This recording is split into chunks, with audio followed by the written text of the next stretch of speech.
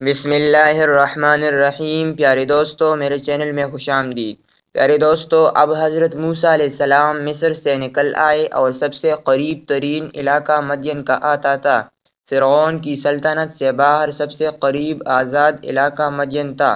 حضرت موسیٰ علیہ السلام نے مدین ہی کا رخ کیا۔ مصر سے مشرق کی طرف خلیج عقبہ کے مغربی ساحل پر واقع تھا۔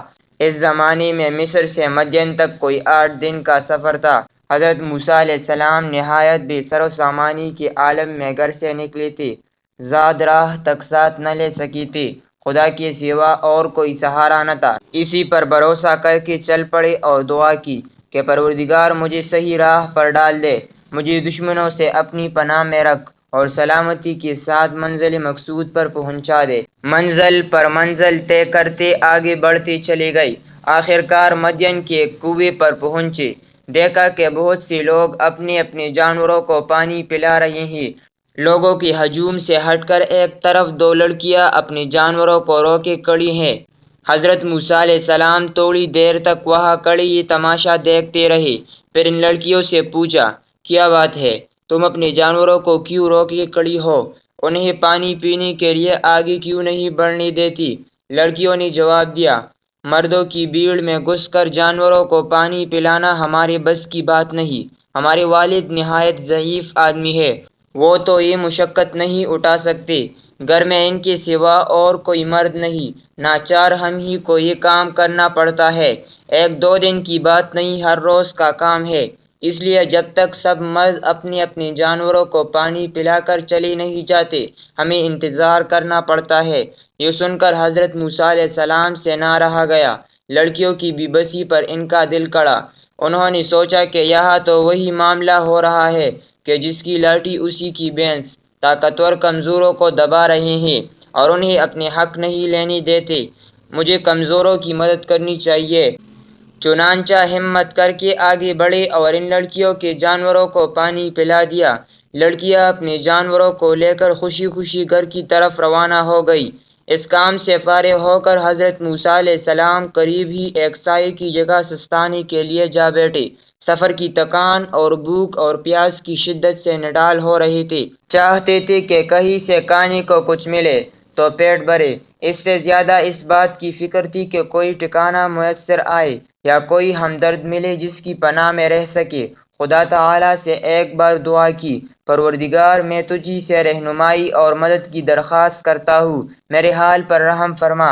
لڑکیاں چونکہ اور دنوں کی نسبت ذرا جلدی گھر واپس پہنچ گئی تھی، اس لیے ان کے والد نے تعجب سے پوچھا، آج اس قدر جلد کیسے لوٹ آئے؟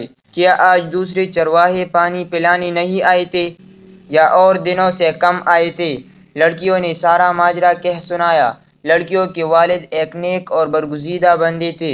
انہوں نے یہ ماجرا سنا تو کہا، بیٹے جاؤ اس بھلے آدمی کو بلا لاؤ، میں اس کا شکریہ تو ادا کر دوں۔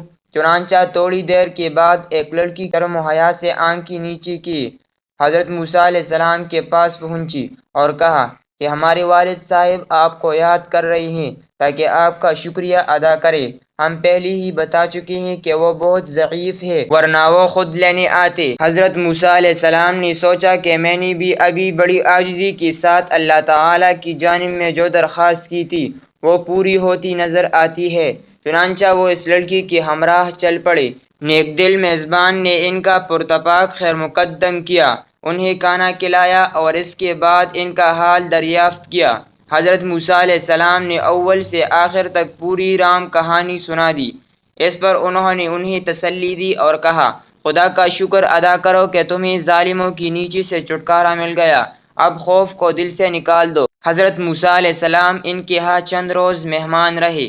اسی اثناء میں میزبان اور ان کی بیٹیوں نے انہیں قریب سے دیکھا اور نہایت پاکباز، دیانتدار اور محنتی پایا۔ چنانچہ ایک لڑکی نے اپنے والد کو مشورہ دیا کہ آپ تو بڑھاپے کی وجہ سے خانہ نشین ہو کر رہ گئے ہیں، ہمارا کوئی بھائی بھی نہیں جو باہر کا کام سنبھال لے، مجبوراً ہم لڑکیوں کو ہی باہر نکلنا پڑتا ہے۔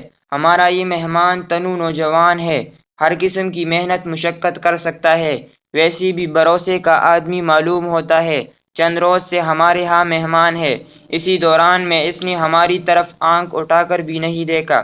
ہمارے پاس سے ہمیشہ نظر نیچے کر کے گزر جاتا ہے۔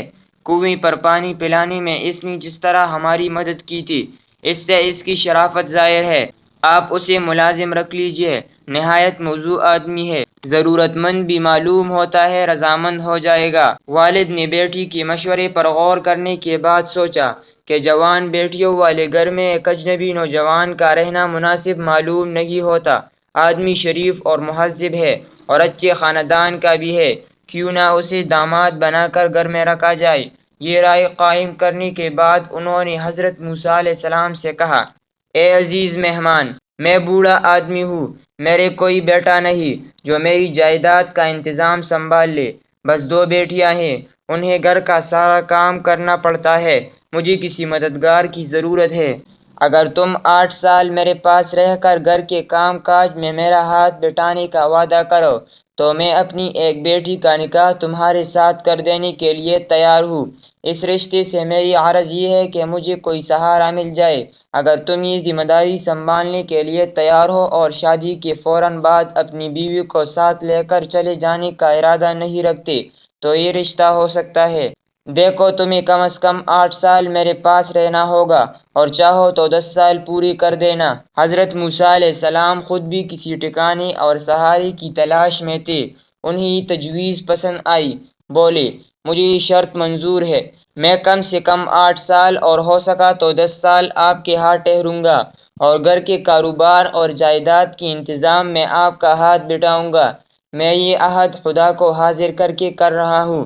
عرض نکاح ہو گیا اور موسیٰ علیہ السلام نے ہنسی خوشی نئی زندگی کا آغاز کیا۔ انہوں نے اللہ تعالیٰ کا شکریہ ادا کیا کہ اس نے انہیں فرعونیوں کی نیچی سے نجات دلائی اور بہت جلد ایک اچھا ٹھکانہ اور مضبوط سہارا مہیا کر دیا۔